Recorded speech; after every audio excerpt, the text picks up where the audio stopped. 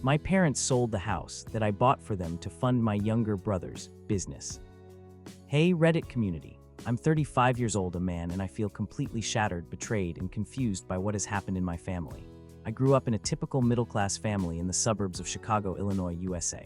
My parents are simple people. My mom worked as a teacher at a local school her whole life. My dad was a mechanic in a garage fixing cars. They were never rich, lived paycheck to paycheck, but always tried to give me and my brother the best they could.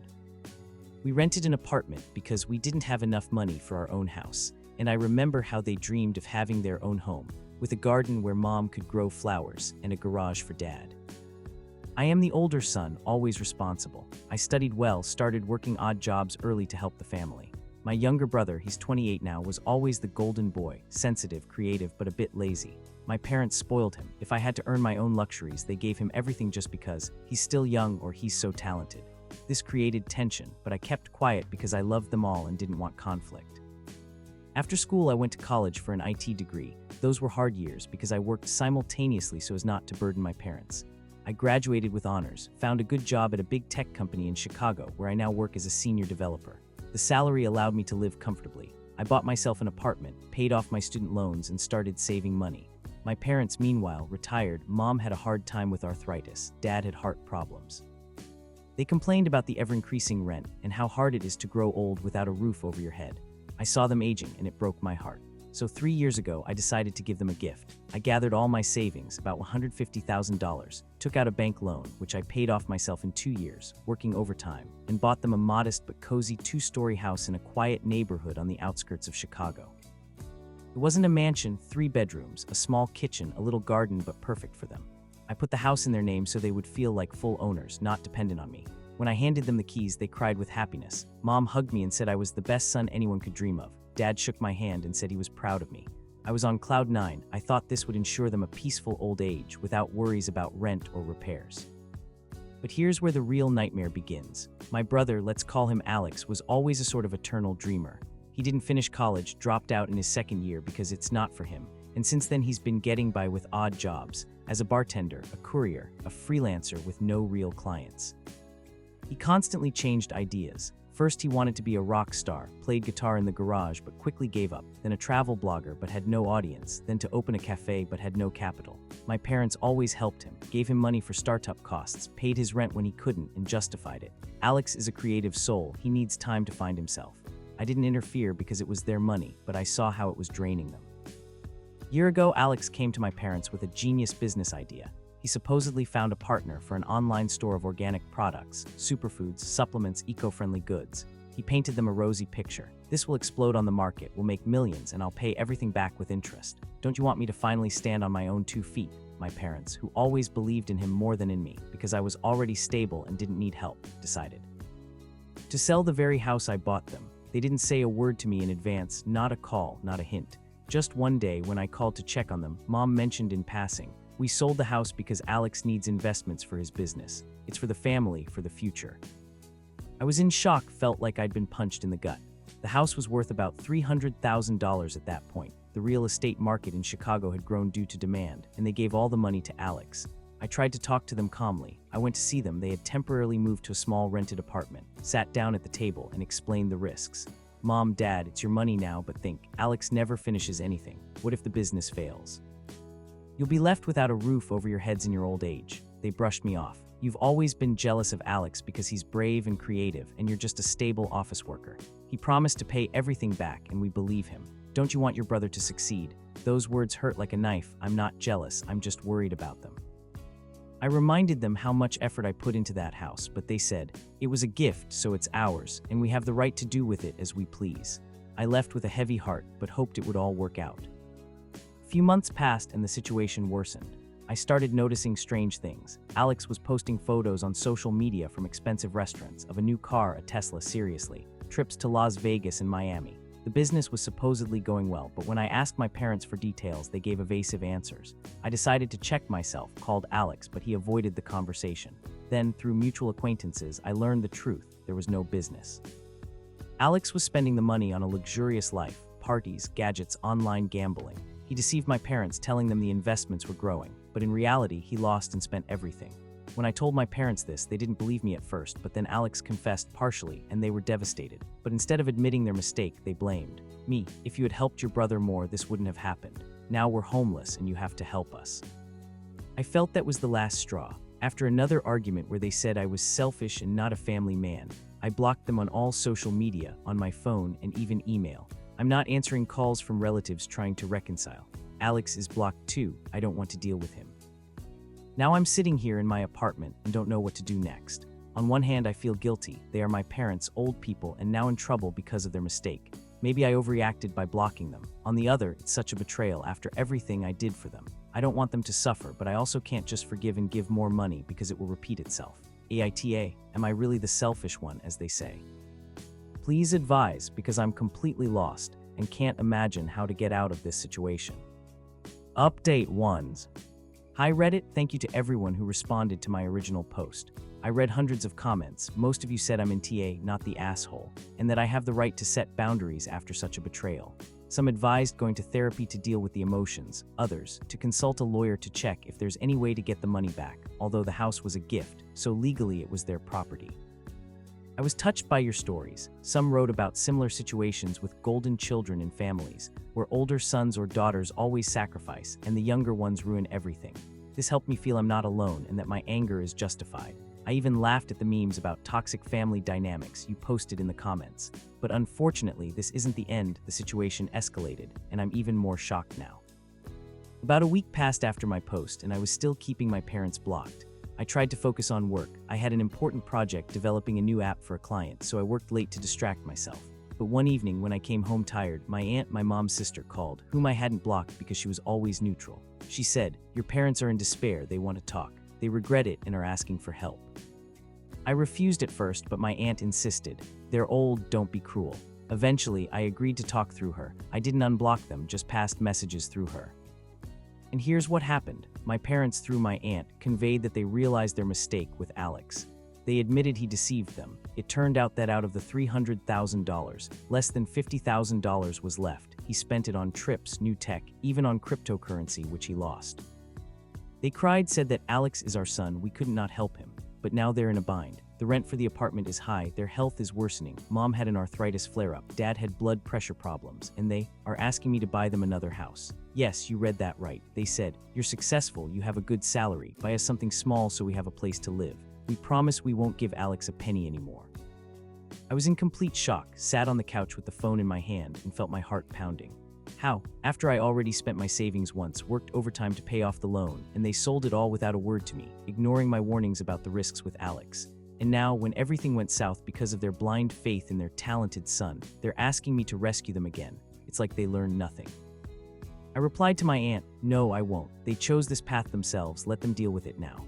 She tried to persuade me. "They're your parents, you have to help. Alex regrets it too, he promises to pay the money back." But I know Alex, he always regrets it when the money runs out and then repeats the same thing. I feel used. My whole life I was the stable son who sacrifices, and now when I set boundaries, I'm selfish.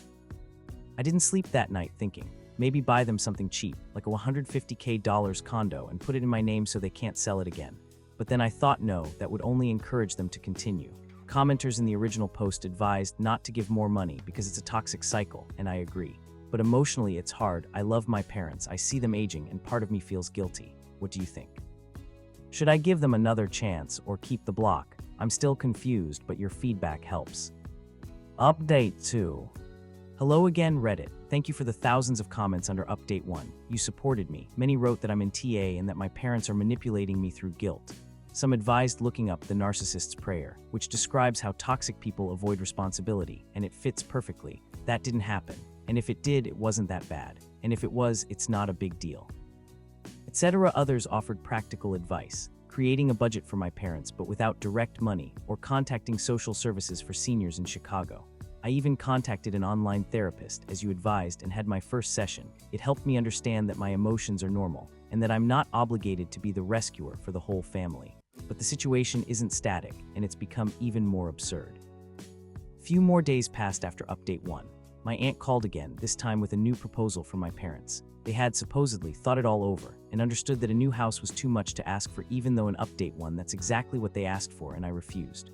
But now they have a better idea. They're asking me to get Alex a job at my company. Yes, my brother, who knows nothing about IT, he can't even set up a computer properly, let alone program or develop. He dropped out of college majoring in business because it was boring, and his experience is odd jobs where he lasted a couple of months at most. And my company is a serious tech firm where we work with code, data, AI models. To get in here, you need a degree, experience, and skills. I went through interviews, code tests myself, and have been working here for 5 years. Alex, meanwhile, thinks it is easy just sitting at a computer, as he once said. My parents argued like this. Alex needs a chance to get on his feet. You're a senior manager. I'm not a manager, just a senior developer, but they exaggerate. You can recommend him for a junior position. You'll teach him and he'll pay the money back by working. It's for the family. I was shocked for the second time, felt like I'd been hit. After everything, they sold the house for his business, which turned out to be a scam, ignored my warnings, accused me of jealousy, asked for another house and I refused, and now they want me to risk my reputation at work. If I recommend Alex and he fails, and he will fail because he lacks basic skills, he doesn't even know what Python or SQL is, it will reflect badly on me. My colleagues know I'm a professional, and I don't want them to think I'm pushing an unqualified relative. I replied to my aunt firmly, no, it's impossible. Alex should look for a job himself, study if he wants to get into IT. There are free courses on Coursera or YouTube. I won't risk my career. She told my parents and they got angry, called from a different number. I didn't answer, but left a voicemail. You're breaking up the family. We raised you and you refused to help your brother. We thought you were better. It's painful to hear because I always helped, paid for their medicine, repairs, even vacations. But now I understand it's manipulation. Alex also wrote, bro, come on, take me on. I'll learn fast. Don't be stingy. I blocked that number too. Now I'm thinking about next steps. Maybe writing a letter to my parents with clear boundaries. I love you, but I won't give any more money or opportunities until you take responsibility. Or cutting off contact completely for a while. Your advice from previous updates helps. Someone advised the gray rock method, being neutral like a rock, others to focus on my own life. I started going to the gym to release stress and even went on a date, the first in months, to not obsess over this.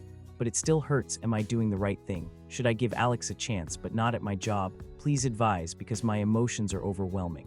Thank you, Reddit. You're my lifeline. Updates 3. Hello, Reddit. Thank you for all the support in the previous updates. Your comments keep me afloat. Many advised maintaining boundaries, not giving into manipulation and focusing on my life, and I'm trying to do that.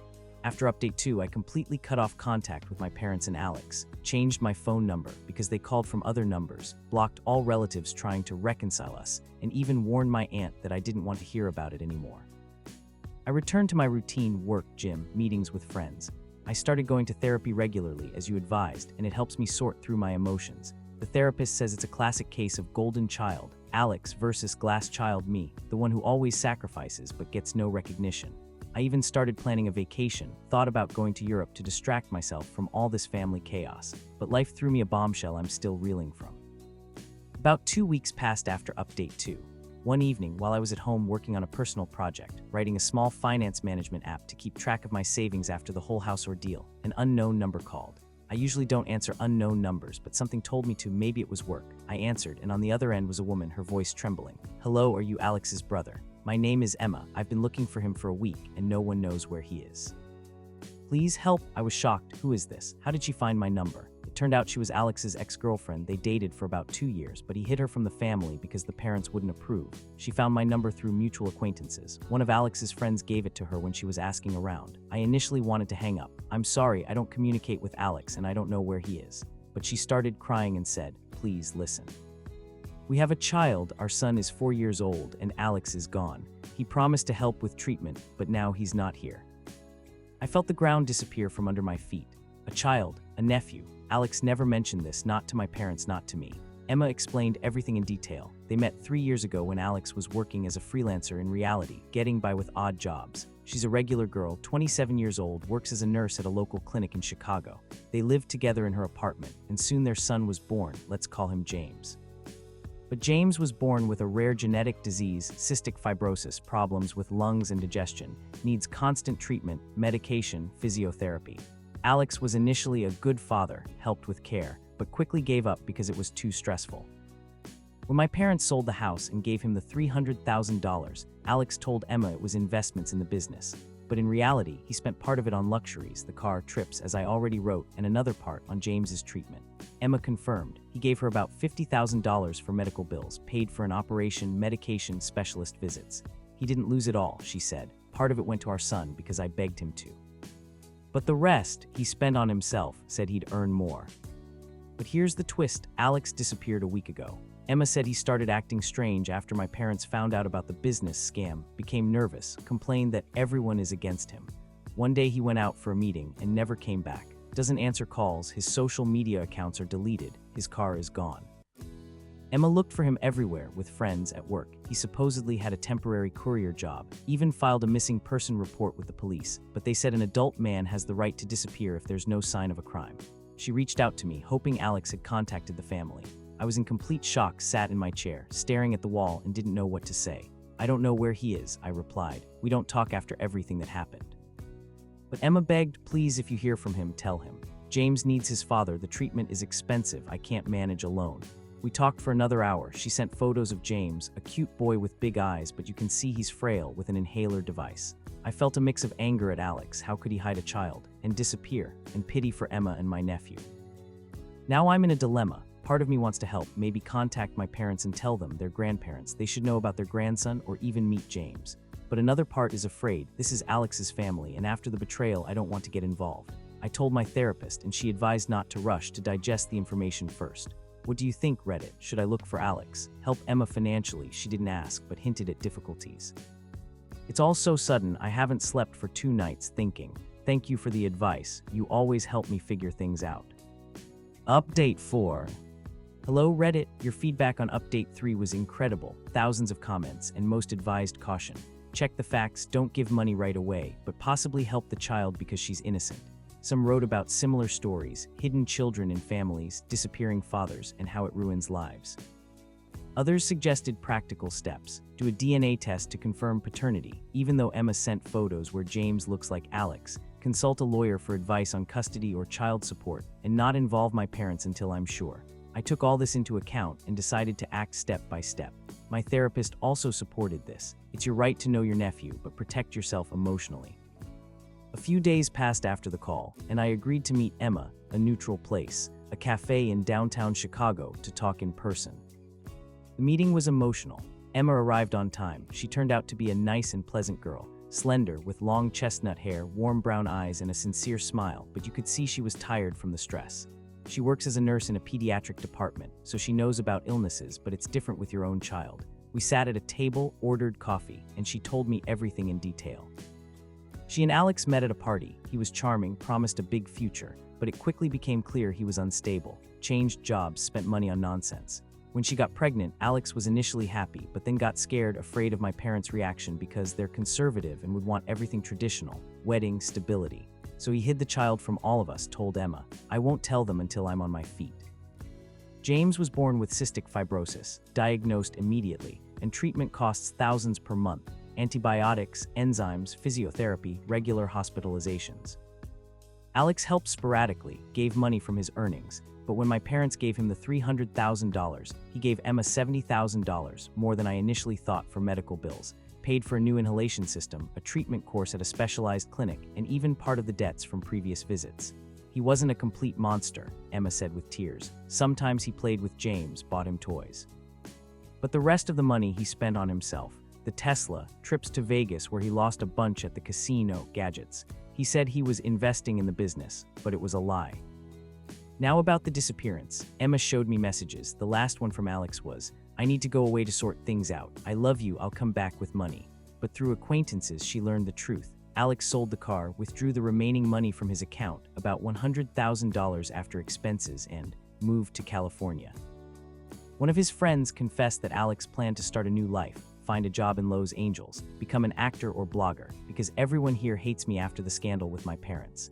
He left Emma and James without a word, just disappeared to avoid responsibility. The police confirmed, no crimes, an adult can move.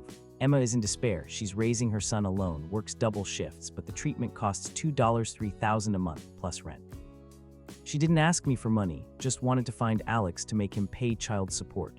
I don't want James to grow up without family, she said. He asks about his dad every day. When I heard all this, my heart broke. Alex didn't just deceive my parents, he abandoned a sick child, taking the money, part of which he spent on her, but the rest on his escape. I felt anger, but also pity for James. Emma showed more photos and videos. James is a charming boy, plays with toys but coughs often, and you can see tubes from medical devices. I couldn't take it and said, I want to see him. He's my nephew, I have the right. Emma agreed. We scheduled a meeting for the following week at a park so as not to scare the child. But now the dilemma, should I tell my parents? They have a grandson, but after everything, I'm afraid they'll blame Emma or me. My therapist advises seeing James first, then deciding. Reddit, your thoughts. Should I look for Alex using a private investigator? Help Emma legally? It's all so tangled, but for the first time in months, I feel like I can do something good. Thank you for the support. Without you, I'd have gone crazy. Update 5. Hello Reddit, it's been 4 months since my last update, Update 4, and I'm finally ready to share the news. Thank you to everyone who commented. Your advice was invaluable. From be careful with Emma, check everything, to help the child, she's innocent, and don't get involved in Alex's drama. I took it all into account. I did a DNA test through a private clinic to confirm James is really my nephew. And yes, 99.9% match with the family. Consulted a lawyer about possible child support from Alex, but since he disappeared, it's difficult, and even hired a private investigator to find my brother. The investigator confirmed, Alex is in Los Angeles, living under a fake name, working as a bartender in a bar and looking for opportunities in Hollywood, a typical dreamy plan for him. He spent almost all the remaining money on rent and networking, but isn't returning because he's afraid of responsibility. I didn't contact him, just informed Emma, and she filed for child support through the court. We're helping with the paperwork. My parents, I'm still not communicating with them directly. I told them about their grandson through my aunt and they were shocked. At first they didn't believe it, then they cried and wanted to see James, but I said it was Emma's decision, not mine. They tried to get in touch, but I'm maintaining boundaries. They still haven't fully admitted their mistake with the house, only complain about their hard life. But the main news is about Emma and me. Remember in Update 4 I described her as nice and pleasant. She really is, a 27-year-old nurse with a warm heart who has dedicated her life to caring for others. She's tall, slender, with long chestnut hair she always ties in a ponytail for work, and big brown eyes that light up when she smiles. Her smile is something special. It lights up the room, even in tough moments. Emma grew up in a simple family in Chicago, graduated from medical college, dreamed of a stable life, but got involved with Alex. He charmed her with his charisma and promises. I thought he would change when the child was born, she confessed to me later. But he just wasn't ready for reality. She's not a bad girl, just made a mistake like many do, believed in the potential of a person who didn't want to grow up. After our first meeting at the cafe, we started communicating more often, first about James. I met him at the park as planned. It was a sunny day. James was playing with a ball, though he tired quickly due to his illness. He looks like Alex, the same curly hair and mischievous gaze, but with some of my features too, family resemblance. We played, I brought toys, and he called me uncle. It melted my heart.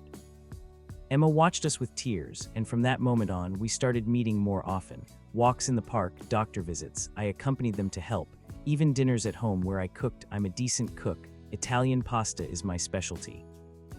At first it was platonic. I helped with James, paid for part of the treatment, not all, because I didn't want to be the rescuer like with my parents, but $500, $1,000 a month for medication and therapy, took him to appointments, read bedtime stories. But over time, a spark appeared. Emma isn't just beautiful on the outside, she's smart, kind, with a sense of humor. We laughed at old movies, discussed books. She loves fantasy like Harry Potter. I love sci-fi, and she supported me in my emotions about my family. You're not selfish, she'd say. You're just protecting yourself after the betrayal. One evening, after James fell asleep, we were sitting on the couch with wine and she said, "Thank you for not judging me because of Alex. You are what he could have been." We kissed. It was natural, no pressure. From that moment, we've been together, officially a couple for 2 months now. We're not rushing, we live separately, she in her apartment, me in mine, but spend a lot of time together. James is used to me, calls me Uncle Hero because I fix his toys, IT skills, help with electronics. Work is going well, I got a promotion. I'm a lead developer now, which gives more stability. But not everything is perfect. My parents found out about us through my aunt and got angry, accused me of stealing Alex's girlfriend, said I was destroying the family for good. Alex also found out. The investigator passed on a message and wrote from a new number. "You stole my family, you bastard." I blocked him, but it hurts. Emma is supportive. We didn't steal anything, we're building something new. My therapist says it's a healthy relationship because we're both adults and focused on James. Reddit, your thoughts. Is it ethical to date my brother's ex? I feel happy for the first time in years, but I have doubts because of the drama. Thank you for the support. Without you, I wouldn't have gotten here. Update 6, final. Hello Reddit, it's been another 3 months since Update 5, 7 months total since Update 4, and I'm writing this update with a sense of closure. Thank you for the thousands of comments under the previous one, most were supportive. If you're happy, move forward. Alex is to blame, not you. And practical advice like get a prenup, we did through a lawyer to protect finances. Some warned about drama with the family, and you were right, it wasn't easy, but we managed. A lot has happened these months. Alex returned to Chicago for a week. The investigator warned us, tried to reconcile with Emma, but she refused, filed for full custody and child support through the court.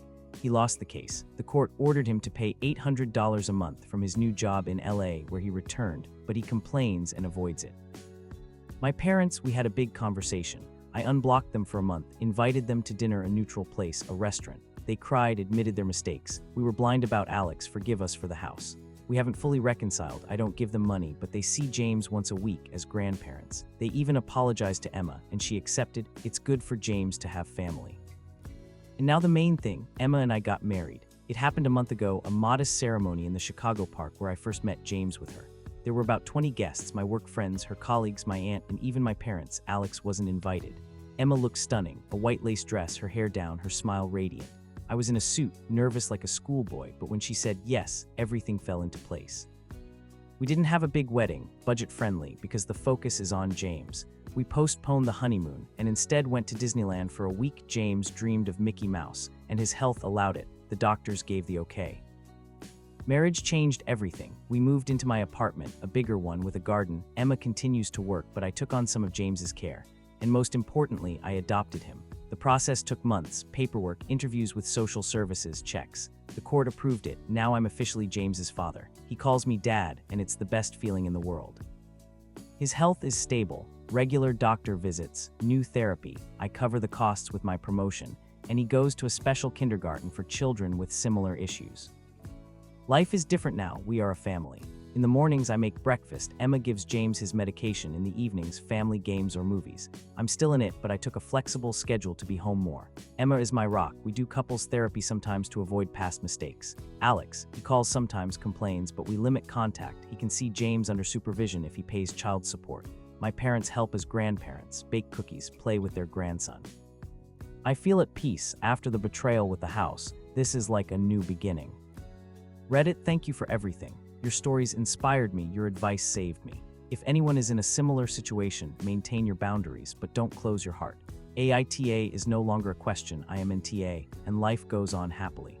What are your thoughts on this story? Did the author do the right thing? What would you have done in his shoes? Share your opinion in the comments. And if you enjoy this video, hit the like button and subscribe to the channel so you don't want to miss new stories.